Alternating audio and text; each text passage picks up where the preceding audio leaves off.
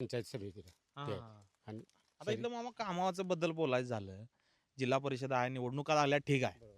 खरं इथं कामानी माणसाच्या आडी अडचणीला म्हणजे त्यांनी का नाही गल्ली बोळातनं डांबरी रस्ता हे करून सगळं गट्टारी बिट्टारी सगळं व्यवस्थित करून ठेवले काटेबोगा वायकर वाडीचे. त्यांच्याबद्दल काय बोलण्यात काय हरकतच नाही. आमदारच्या संदर्भात हा. नरके साहेबांच्या संदर्भात त्यांच्यामुळं निधी हा. भरपूर येतोय. आपल्या गावात 4 गावांनी निधी चांगलीच त्यांनी मिळवून आणलेली आहे. दिलाय चांगला. दिलाय. काय केलं तुमच्या गाव, तुमचं गाव कुठलं आमचं गाव पनोरे. आणि तुमचं? आमचे वाळवेकर वाडी. वाळवेकर वाडी. होय. बरं, तुमच्या गावात आमच्या काय? घरात नरके साहेबांनी धामणी प्रकल्प च्या हा. माध्यमातून कामं केल्यात. हा.